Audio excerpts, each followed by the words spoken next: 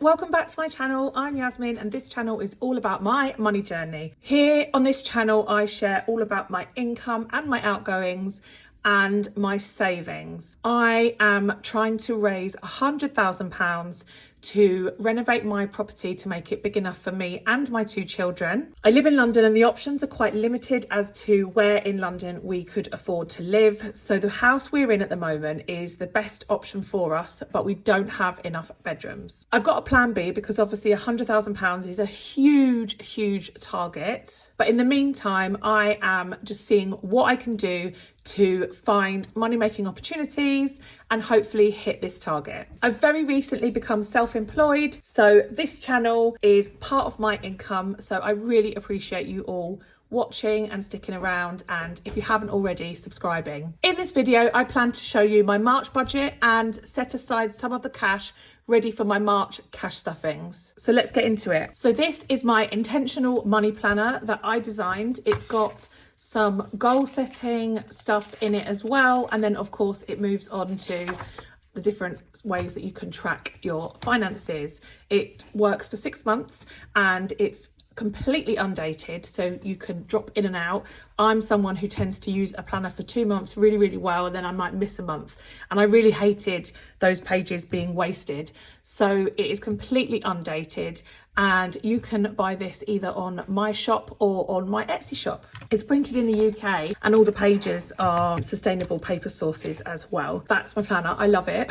Obviously I wanted something where it didn't have lots of black lines everywhere because I'm dyslexic, ADHD, and I find when I have lots of lines like a normal sort of spreadsheet, it really distracts my eye and I find it difficult. So this, as you can see, is segregated by colours rather than by lines, and the ribbon is also included as a page marker. So I have this double page calendar spread for each month, and this is the first thing I do when I'm planning my monthly budget. I write out the days of the month and then I plot in all of the different bills that I'm expecting or payments that are regular payments that I'm also expecting. So I've just got here in week 1 childcare, cleaner, energy, home insurance in week 2 and a cleaner again. In week 3 I've got my mortgage, pet club and cleaner again. Week 3 I've got health insurance, life insurance, my mobile phone, pet insurance, cleaner again on Thursday and Virgin Media. And then week 5,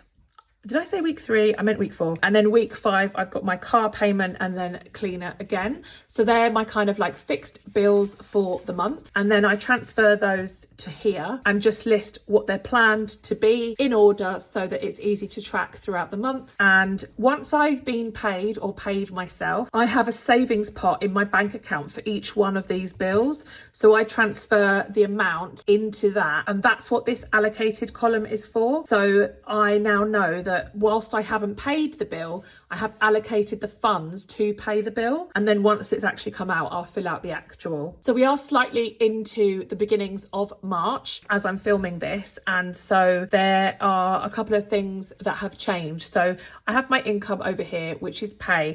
And this month it was planned to be 4,600.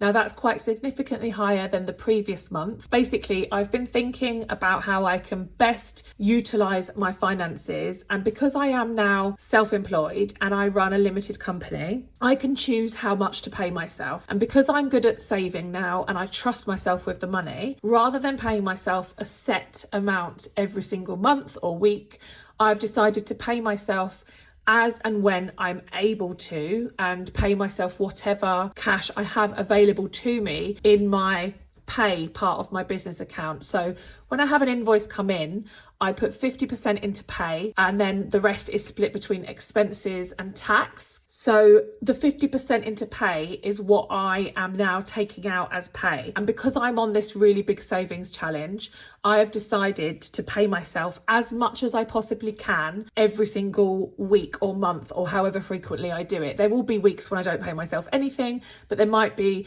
2 or 3 weeks in a month where I pay myself. Now, this is not a week's worth of money. I was paying myself monthly before now. So this is a month's pay, which was £3,000, and then additional because I was planning to pay myself everything I could.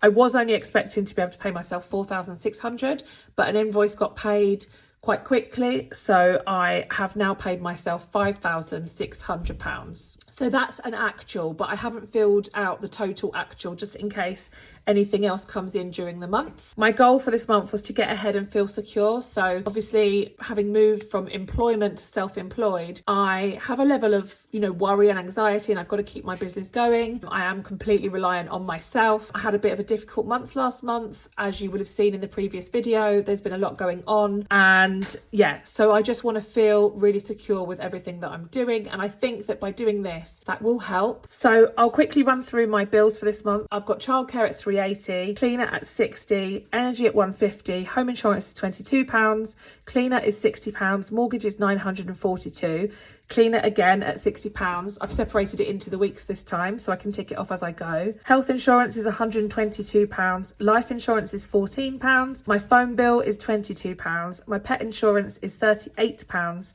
Pet Club, which is for the vets for kind of the regular checkups and stuff, is £18. A cleaner again at 60, Virgin at 52, but I actually put 55 in because I think it's gone up. Car is 138, and then 60 again for the final clean. So this is all based on my planned figures. So I had planned to have 4,600. So these bills come to £2,198. So I would have had £2,402 left over. I'll explain what I will do with the extra £1,000 when I get to the end. If you can hear little footsteps in the background, it's the puppy.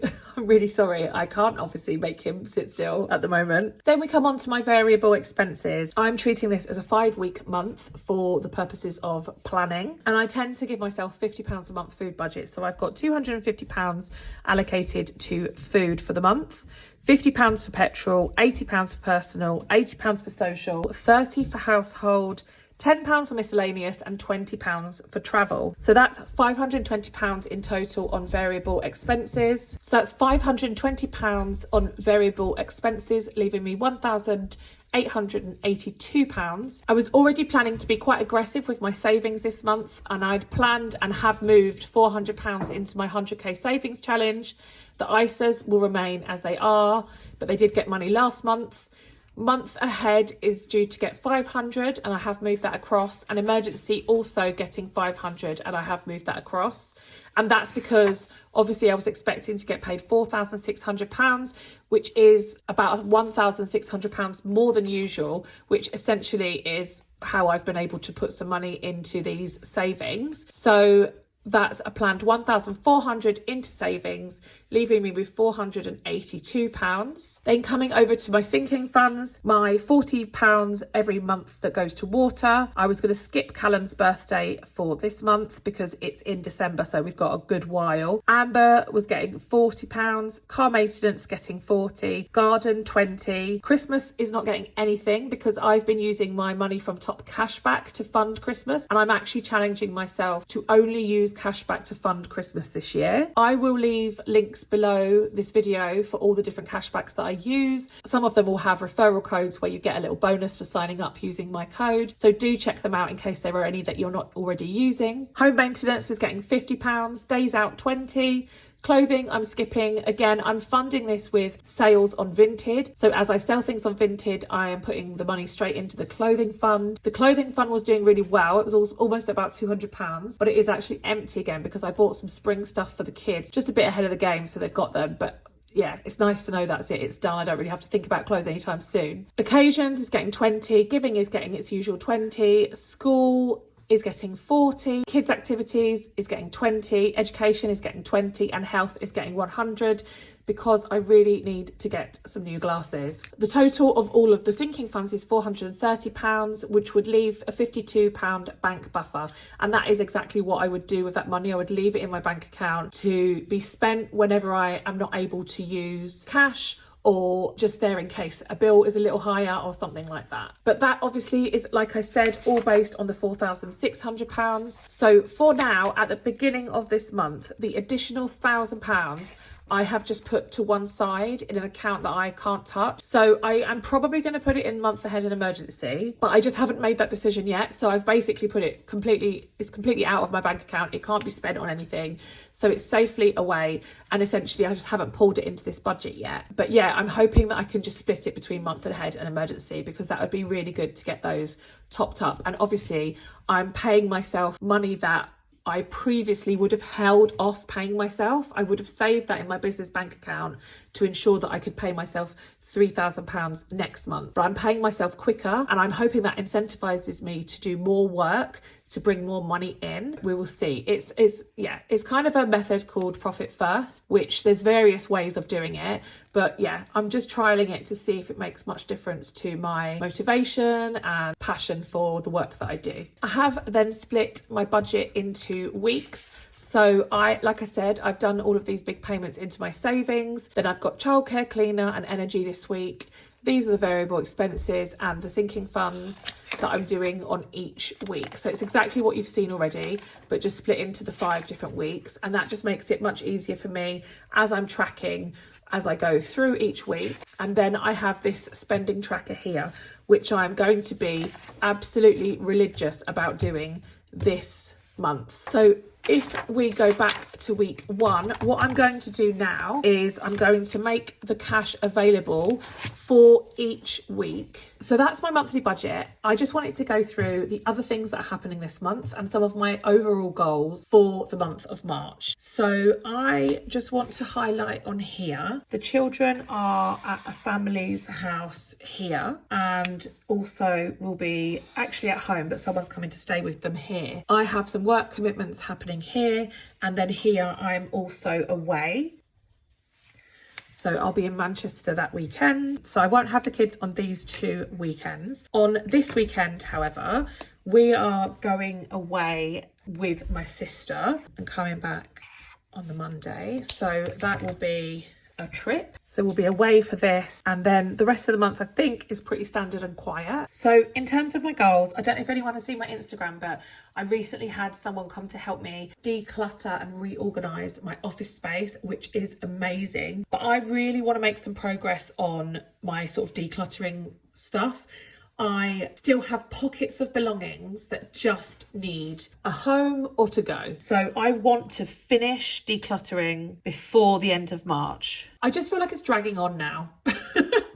And I just want it done. I also really want to set up a recording space. I've got a bit of a plan for where that will go, but I have noticed that as part of being self-employed, I've got a want to film more videos, and it's not really quite right here at my desk to film them. So I've got a bit of a plan, but I definitely want that to be in place before the end of March as well. As you might have seen, we have a new puppy. So my other goal is to have him properly toilet trained before the end of the month. He's only just allowed to go outside because he's had his injections, and he will be starting puppy school. But I definitely want to see the end of puppy pads as soon as possible. Another goal I have that's work related is to work outside of my house at least once a week. So at an office space, at a friend's house, at a local pub, anywhere. I just need to be getting out of the house more often. And that's it for now. They're my goals for the month. Let me know what your goals are for this month. I'd be really keen to know. I think it is such an interesting thing.